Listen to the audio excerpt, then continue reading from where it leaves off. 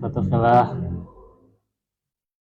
Ibnu Jarir meriwayatkan dengan sanadnya dari Sufyan, dari Mansur, dari Mujahid tentang firman Allah, Afara'aitumul Lata wal Uzza, maka apakah patut kamu wahai orang-orang musyrik menganggap Al-Lata dan Al-Uzza? Najm ayat 19. Apa itu Lata? Adalah seorang yang mengaduk tepung untuk jemaah haji saat ia sedang meninggal dunia, setelahnya gitu ya, maka senantiasa mendatangi kuburnya gitu ya. Demikian pula penafsiran Ibnu Abbas bagaimana dituturkan oleh Abu Jauza bahwa Lata seorang yang mengaduk tepung untuk jemaah haji gitu ya. Siapa Ibnu Jarir At-Tabari? Adalah ahli tafsir ya, pada tahun 310 Hijriah ya, rahimahullah. Sufyan adalah Sufyan bin Sa'ad At-Tauri, seorang imam, hujjah dan ahli ibadah, wafat 161 Hijriah. Mansur bin Mu'tamir adalah seorang yang thiqah, terpercaya, ahli fikih, wafat 132 Hijriah.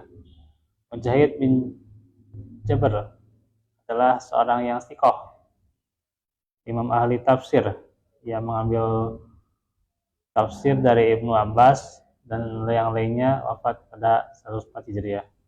Abu Jauza yaitu Aus bin Abdullah Al-Rib'i, ia adalah seorang yang thiqah dan masyhur ya, masyhur.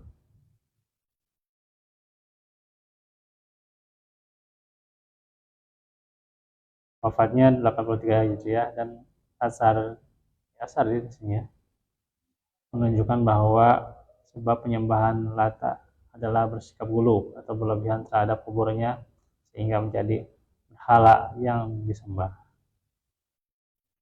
ya.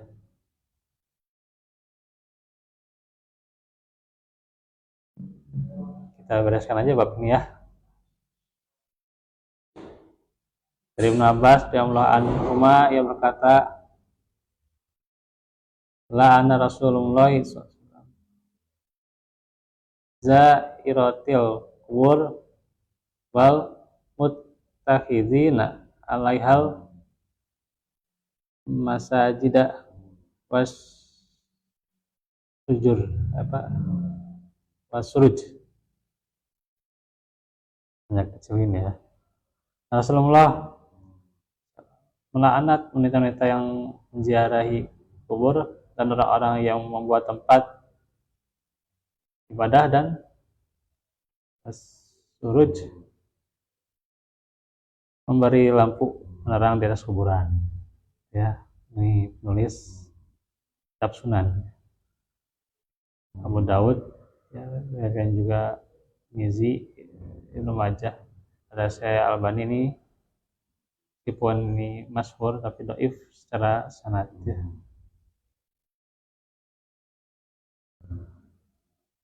Nah, saya lihat aja lah gimana apa, tadi cek ya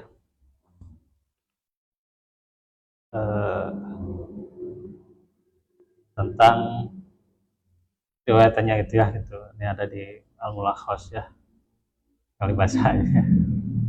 Nah, di hadis itu ya, jadi Nabi akan laknat itu artinya jauh dari rahmat Allah ya. Itu kaum wanita yang sering ziarah kubur ya. Sekarang kan dekat ke Ramadan kan pasti ada ya, atau yang dapat restu ya dalam pernikahan kan diziarahi dulu ya. Nah, sekarang sering mereka menziarahi kubur mengakibatkan banyak mafsadat. Apa mafsadatnya? Meratapi keluh kesah tergodanya kaum laki-laki oleh mereka juga mafsadat. Beliau juga melaknat mereka yang menjadikan kuburan sebagai tempat ibadah atau masjid ya, yang kemarin sudah jelaskan. Adapun memberi lampu, nah ini ada sifat gulu ya, berlebihan dan menjadi sarana yang mengantarkan pada musyrik ya, haram itu ya. Dan juga di sini dijelaskan tidak boleh ya berlebihan di atas kubur karena hal itu dapat menjadikan sebagai berhala. Ya. Kata Syekhul Islam Ibnu Taimiyah, tidak sah sholat di kuburan dan menghadap kepadanya. Larangan tersebut maksudnya itu adalah menutup salah ke arah kemusyrikan. Sebagian orang bermazhab yang semacam itu di antaranya juga jika hanya satu atau dua kubur tidak menghalangi untuk sholat di sana karena belum disebut kuburan. Disebut kuburan itu adalah terdiri dari 3 kubur atau lebih. Nah kalau banyak itu dalam bahasa Arab 3 atau lebih ya. Namun tidak ada dalam pernyataan Imam Ahmad yang sebagian besar ulama yang semazhab itu adanya perbedaan ini gitu ya.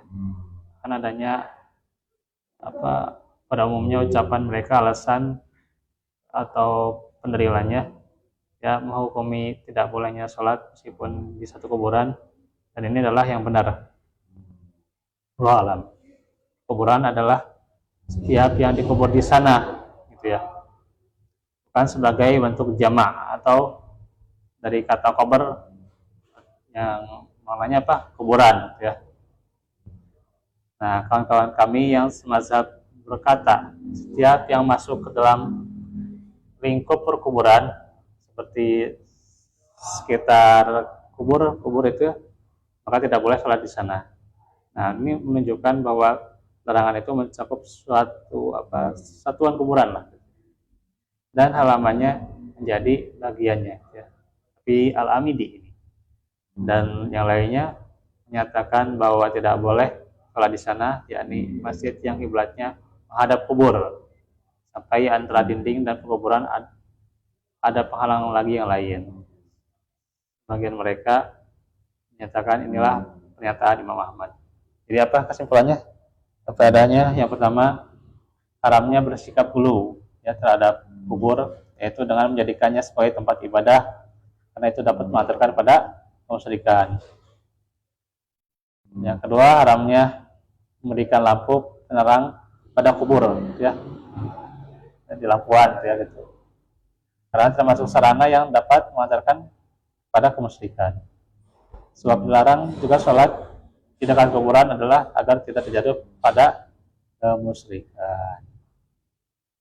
Nah, nanti selanjutnya adalah bagaimana Rasulullah ya berupaya untuk menjaga tauhid dan menutup jalan menuju pada syirik ya. Upaya Rasulullah itu ya. Itu sih dahulu ya. Wa'alaikum warahmatullahi wabarakatuh. Aku lakum li'adha wa astaghfirullah li wa lakum. Assalamualaikum.